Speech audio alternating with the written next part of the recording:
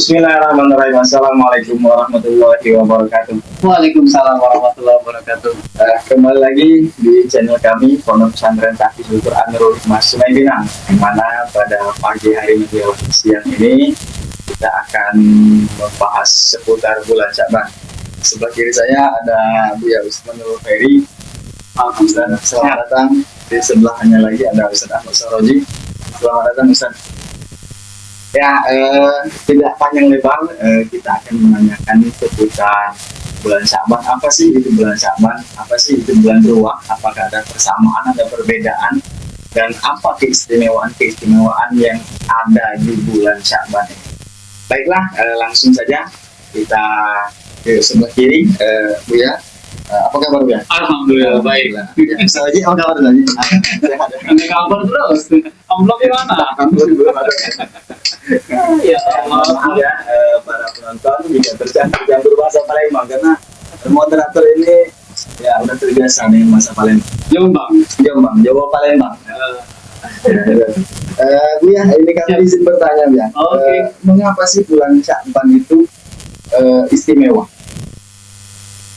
Kenapa bulan Sya'ban istimewa? Sebenarnya setiap bulan yang Allah taruh di dalam Al-Quran semuanya itu istimewa. Tapi ada beberapa yang memang di bulan Sya'ban ini Allah istimewakan. Salah satunya di bulan Sya'ban ini, kalau kita lihat di dalam kitab-kitab para ulama itu sependapat bahwa di bulan Sya'ban ini diangkatnya amal seseorang dari amal keburukan dan juga amal kebaikan. Itu ada istilah namanya nisfu Sya'ban. Oh, Pertengahan bulan itu. apa itu Bu ya nisfu Sya'ban itu? Nisfu Sya'ban itu gimana Ustaz? Coba Ustaz. Nisfu Sya'ban itu di pertengahan bulan biasanya amalan-amalan orang-orang NU, orang-orang para ulama itu apa sih yang mereka baca itu di bulan di malam nisfu Sya'ban itu Ustaz? Kalau di malam nisfu Sya'ban itu kita ketahui ya di malam ke 15 atau tepatnya di malam ke-16 tepatnya mungkin di malam Selasa ini kita akan memperingati ya nisfu Sya'ban, di mana pertengahan bulan nisfu Sya'ban. Yang pertamanya itu kita dianjurkan setelah sholat maghrib kita membaca Yasin 3 kali biasanya. Itu Yasin Mbak ya? Apa kalau bisa baca Al-Baqarah gimana Ustaz? Tentu jadi moderator juga kan ini. Udah nggak mau kamu aja ya. Lebih bagus ya hataman Quran kan. Tapi yang lebih ditradisikan itu kan ya membaca Yasin 3 kali itu kan. Setelah itu biasanya kita melaksanakan sholat tasbih. Sholat tasbih. Kalau sholat tasbih itu gimana Ustaz? Ya, caranya atau gimana sih? Banyak orang pasti yang baru dengar apa tuh sholat tasbih itu? Apa tuh kira-kira? Ya, sholat tasbih itu dibuka aja di buku kitab-kitab itu kan. Sholat tasbih itu kan karena ya kita dianjurkan memang sholat tasbih itu setahun sekali. Seumur hidup sekali kan. Berarti nggak bisa dibuka di sini nih. Tutorial atau Mungkin ini Pak Haji kalau mau dijelasin itu panjang.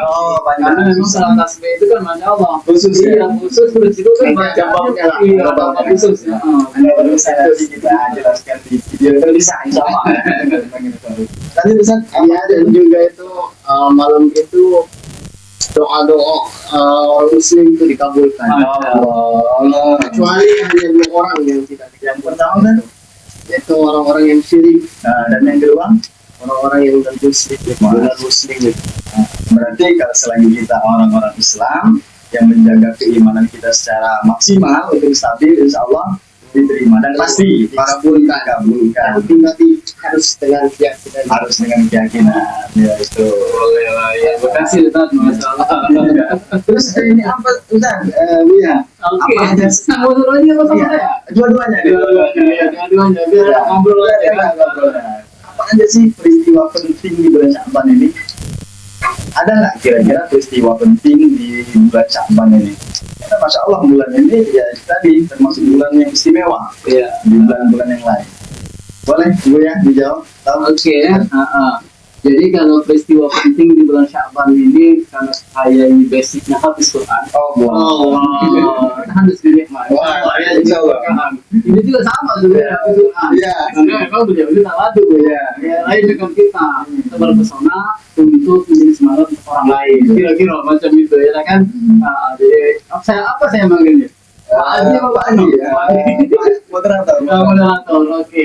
Jadi saya nggak ambil banyak di dalam Al-Quran itu ada Quran yang mengatakan di surat apa Ustaz? Al-Ahzab apa? Inna Allah wa malaikatahu yusalluna 'alan nabi ya ayyuhalladzina amanu sallu 'alaihi wa sallimu taslima. Itu surat apa? Al-Ahzab ya? Al-Ahzab. Surat itu bukan surat itu. Ayat itu tuh diturunkan sama Allah, diwahyukan kepada Nabi Muhammad itu di bulan Sya'ban. Jadi pada masa itu kejadiannya itu orang-orang bertanya, ngapain itu tugas Allah? Gawe Allah tuh ngapain? Kerja Allah tuh ngapain sekarang? Para malaikat tuh ngapain? Maka dijawablah sama Allah melalui firman-Nya disampaikan kepada baginda Nabi Muhammad SAW, yaitu dari yang tadi, Inna Allah wa malaikatahu yusalluna 'alan nabi. Nah, pertanyaannya di situ, jawabannya di situ. Kalau kita lihat, Ustaz, ini bukan menggurui, setiap dalil yang awalnya setiap ayat yang berkata ya ayyuhalladzina, pasti kalimat itu berada di awal ayat. Misal ya ayyuhalladzina amanu kutiba alaikumusiyam. Ya ayyuhalladzina amanu tubu. Pasti kata ya ayyuhalladzina itu di awal ayat. Nah, di ayat ini Allah ya ayyuhalladzina, ayyuhalladzina itu di pertengahan. Diawali dengan innallaha wa malaikatahu yusholluna 'alan nabi. Artinya sungguh ada penekanan di situ bahwa Allah bersama para malaikatnya bersolawat kepada baginda Nabi Muhammad SAW. Pertanyaan nyeleneh itu udah ada sejak zaman Nabi Muhammad. Sudah ada dari zaman dulu, orang-orang yang nyeleneh itu sudah banyak. Maka kalau seandainya terjadi lagi di zaman sekarang orang-orang yang nyeleneh, yaitu mungkin kalau kata orang-orang non Muslim itu ya reinkarnasi, pertanyaan dari zaman orang dahulu. Nah, jadi intinya di bulan Sya'ban ini sama-sama kita banyak-banyak berselawat. Nah, setelah para malaikat Allah saja berselawat, apalagi kita sebagai umatnya yang pengen mendapatkan syafaat dari baginda Nabi. Masya Allah. Ada Ustaz. Peristiwanya yang terjadi di bulan Sya'ban ini. Tambahannya kan malam nisfu Sya'ban itu sebenarnya kan setoran buku, setoran amalan-amalan kita di tahun ini kan. Nah, jadi harapannya semuanya itu buku kita distorkan, ya. Kita menghadapi bulan puasa, bulan Ramadan, ya. Jadi dengan itu kita harus ambil catatan itu dan kita buka lembaran baru dengan amal-amal dan kebaikan-kebaikan. Apalagi kita disuruh gembira dengan hadirnya bulan puasa nanti. Oh, berarti menarik nih, Ustaz. Berarti bulan Sya'ban ini setelah Sya'ban Ramadan gitu, Ustaz. Ya. Boleh nggak sih kita mengkodok puasa Ramadan yang tahun kemarin ataupun kemarinnya mengkodoknya di bulan Sya'ban ini untuk mempersiapkan di bulan Ramadan yang akan datang? Iya. Ya emang tahun kemarin kita mungkin ada puasa yang bolong. Nah, itu bagus ya. Di kodonya di bulan ini. Jadi kita selain dapat kode puasa dan kita dapat keutamaan di bulan Sya'ban ini. Karena bulan Sya'ban ini banyak orang yang lalai. Setelah kemarin bulan Rajab. Ya. Di bulan Sya'ban ini lalai, padahal Rasulullah itu di bulan Sya'ban inilah paling banyak puasanya di antara bulan-bulan yang lain. Jadi lebih bagus mengkodok di bulan Sya'ban ini.